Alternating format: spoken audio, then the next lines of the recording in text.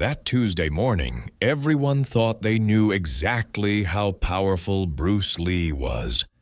By Tuesday afternoon, a world champion bodybuilder was questioning everything he believed about strength itself.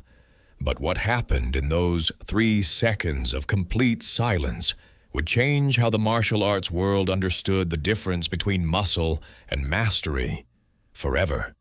Gold's Gym, Venice Beach, September 14th, 1973, 2:30 p.m. The Mecca of bodybuilding, where champions are forged and egos are fed. Arnold Schwarzenegger trains here. Lou Ferrigno pushes iron here. This is where the strongest men on earth come to prove their power. The gym reeks of chalk, sweat, and determination. Heavy metal clanks against heavy metal. Men grunt under impossible weight. This is a temple to physical dominance, and today it's about to witness something that doesn't belong. Bruce Lee walks through the front door. 5 feet 7 inches, 135 pounds. In a gym full of 250-pound monsters, he looks like a child who wandered into the wrong building. He's wearing simple black training pants and a gray tank top. No muscle mass, no intimidating presence, just a quiet man with a gym bag, looking completely out of place. The iron stopped moving. Conversations died mid-sentence. Every head turned toward the entrance. Someone whispered, "What's he doing here?" Bruce wasn't there by accident. Word had reached him about comments being made. Comments about martial arts being useless against real strength. Comments about how any serious bodybuilder could overpower any martial artist simply through superior muscle mass. The comments came from Rick Harrison, 6 feet 4 inches, 280 pounds of competition-ready muscle. Mr. California runner-up 2 years running. Arms that measured 22 inches cold. A bench press that regularly exceeded 450 pounds. The kind of man who made other strong men feel weak.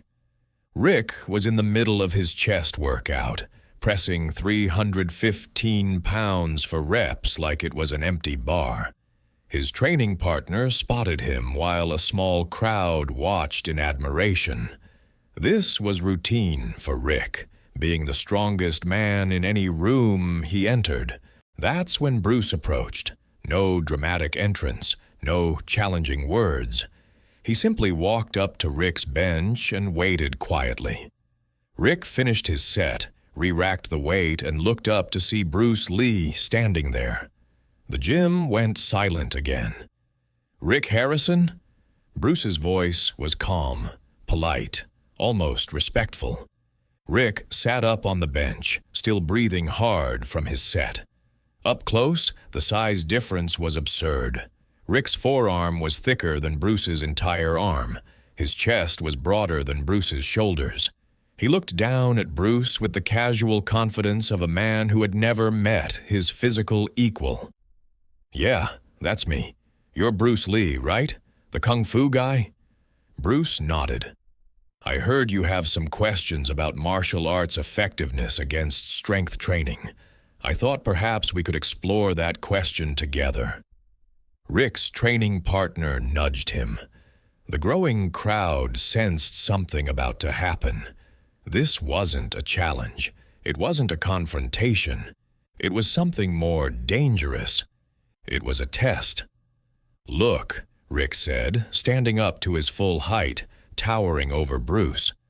"No disrespect, but I could bench press you for reps.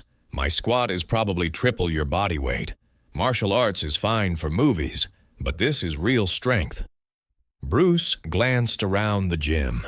Free weights everywhere, serious equipment, serious men who understood serious power. "May I?" Bruce gestured toward the bench. Rick laughed, not mockingly, just genuinely amused. "You want to bench? The bar alone is 45 pounds. You sure?" "Not to lift, to demonstrate something, if you're willing." The crowd pressed closer.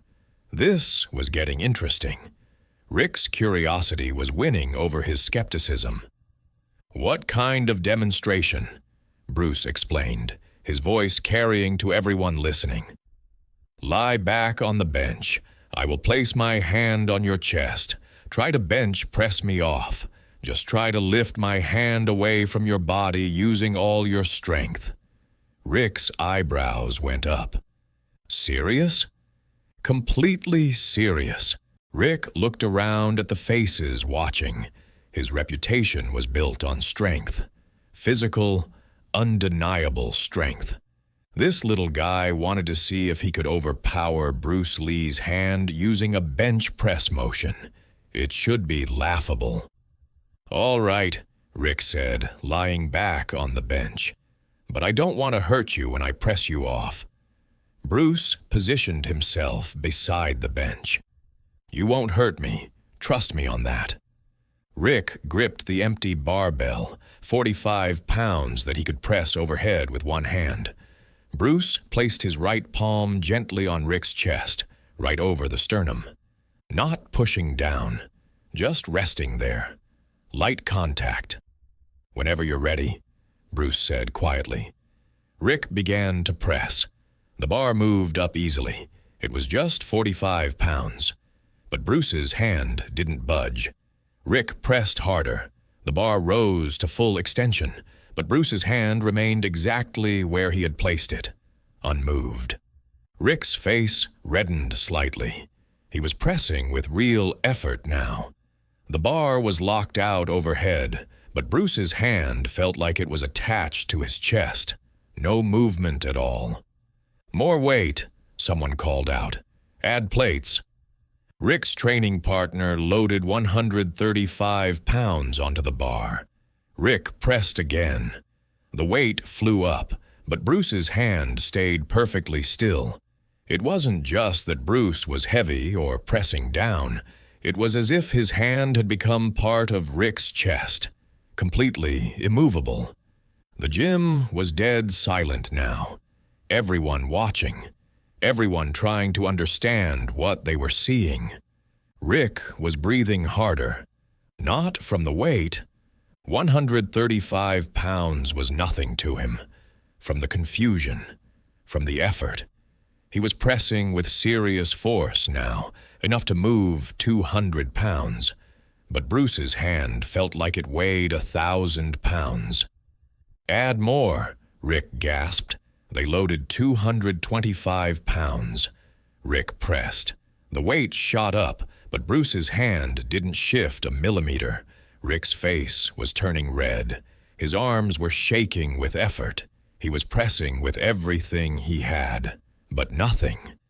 Bruce's hand remained motionless. Then Bruce did something that stopped everyone's breathing. He lifted his feet off the floor. His entire body weight was now supported by nothing except his hand on Rick's chest. 135 pounds of human being, defying gravity, balanced on a single point of contact. And Rick, with all his strength, with all his power, couldn't move him. The silence stretched for 3 seconds that felt like eternity. Bruce lowered his feet back to the floor and removed his hand. Rick sat up slowly, staring at his own chest like it had betrayed him. How? Rick's voice was barely a whisper. Bruce's answer was quiet, meant for Rick but heard by everyone in the dead, silent gym. "You used your strength against my structure. Structure always wins. You pushed up with 200 pounds of force, but I rooted down with 300 pounds of intention. Your muscles moved the weight, but they couldn't move my center." Rick looked down at his massive arms, his championship physique, his 280 pounds of sculpted power. "I don't understand." "Muscle without understanding is just mass," Bruce explained. "You are incredibly strong, but strength without knowledge is limited. True power comes from understanding how force flows, how energy moves, how to make your entire body work as one unit instead of just flexing individual muscles. The crowd remained silent. These were serious lifters, men who understood strength, who respected power. But what they had just witnessed challenged everything they thought they knew. Rick stood up, still processing. Could you teach me?" Bruce smiled for the first time that afternoon. "If you're willing to start over, to understand that everything you think you know about power is only the beginning." That afternoon, Rick Harrison became Bruce Lee's student.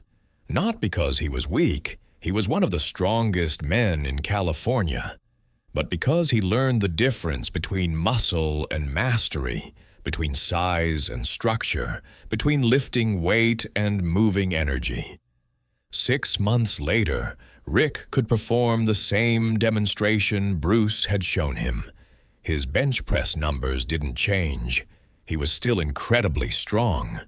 But now his strength had direction, purpose, understanding behind it.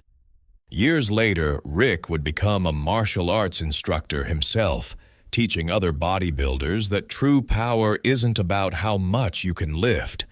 It's about understanding how force really works. The gym added a sign that day. Strength builds muscle, mastery builds power. And every serious lifter who trained there learned the same lesson Rick learned in those 3 seconds of silence. The strongest muscle in the body is a mind that understands how everything connects. Bruce Lee walked out of Gold's Gym that afternoon the same way he walked in, quietly, without fanfare. But he left behind a room full of strong men who suddenly understood they had been thinking about power all wrong. The question wasn't how much weight you could move. The question was how well you understood the weight you were already carrying.